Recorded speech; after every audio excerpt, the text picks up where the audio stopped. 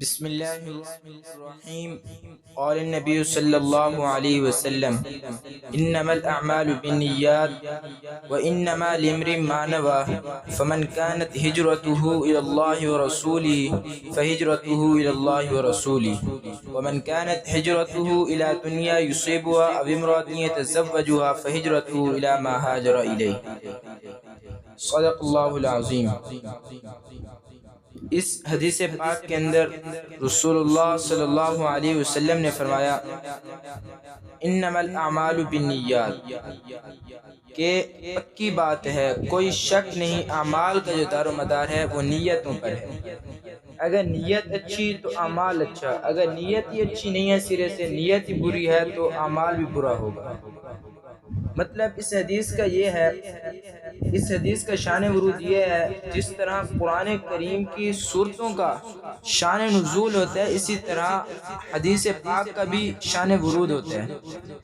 اس حدیث کا شان ورود یہ ہے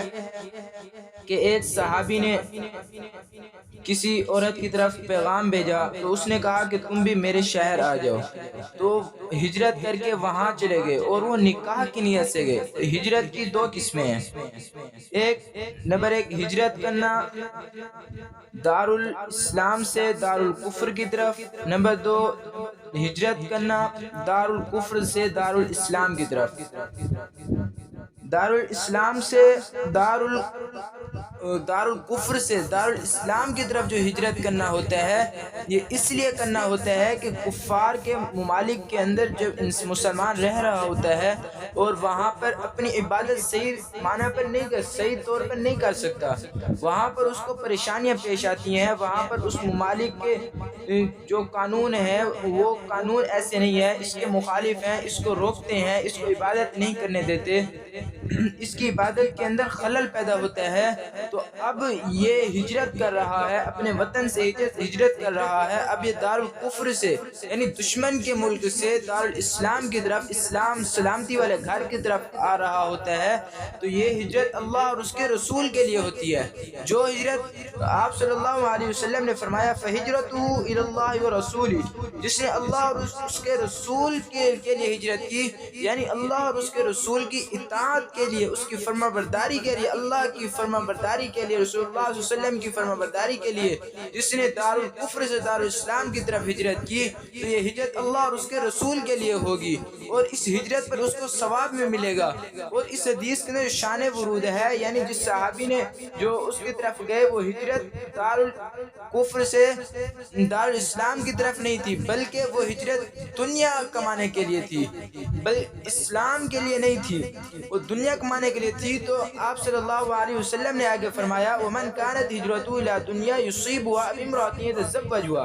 جس شخص نے ہجرت کی دنیا کمانے کے لیے یا کسی عورت سے نکاح کرنے کے لیے جس نے ہجرت کی، فَهِجْرَتُهُ إِلَىٰ مَا هَاجَرَ إِلَيْهِ، تو بس اس کی ہجرت اسی کے لیے،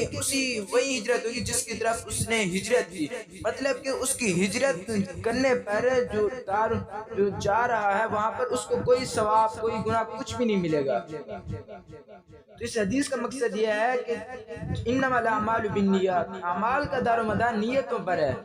ہمیں نیت اچھی، جب حدیث پاک کے اندر آتا ہے کہ جو شخص نیکی کا سوچتا ہے، نیکی کا کام صرف سوچتا ہے تو اس کو نیکی ثواب مل جاتا ہے، اور جو شخص برائی کا سوچتا ہے تب تک اس کو ثواب گناہ نہیں لکھا جاتا جب تک وہ گناہ کر نہ لے، لیکن نیکی کا جب بھی سوچے گا اس کی جو نیکی ہے وہ فوراً لکھی دی جائے گی۔ تو اسی طرح ہم اپنے اعمال جو اچھے اعمال کے ہمیں ہمیشہ نیت اچھی رکھنی چاہیے۔ مطلب آپ کو میں مثال یوں دوں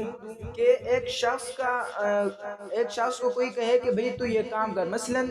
کہ تو درزی کا کام کر، اور آگے اس کی سرے سے نیت ہی نہ ہو، اس کا مقصد ہی نہ ہو، وہ کہے کہ میں یہ کام نہیں کروں گا، میں تو کوئی اور کام کروں گا۔ اب اگر اس کو مجبور کیا جائے کہ تو یہ کام کر اب اس کی اس کام کے اندر نیت نہیں ہے، تو اب اس نیت کے اندر اس کو کوئی فائدہ بھی حاصل نہیں ہوگا، بلکہ الٹا نقصان ہوگا۔ جو فائدہ حاصل ہونا تھا درزی کی صورت کے اندر، وہ فائدہ تامہ مکمل فائدہ حاصل نہیں ہوگا، بس ایسی ٹائم پاس ہوگا۔ لیکن جس کی نیت ہو کہ میں نے یہ کام کرنا ہے، اس کی فضیلت پہلے جان لے، تو پھر وہ اس کام کے اندر رغبت کرے گا، اس کو بہت ہی عمدہ طریقے سے کرے گا۔ تو اسی طرح ہمیں بھی جو کام کرنا چاہیے پہلے نیت کرنی چاہیے، ایسی کوئی نیک کام یا کوئی بھی کام کرنا ہو ایسے شروع نہیں کر دینا چاہیے۔ سب سے پہلے نیت ضروری ہے، نیت ہر کام کے لیے شرط ہے، تو اس کام کرنے کی نیت بھی ہو، اگر نیت نہیں ہے تو وہ کام پورا نہیں ہوگا۔ تو اللہ رب العزت سے دعا ہے کہ جو کچھ کہا سنا اس پر عمل کرنے کی توفیق عطا فرمائے۔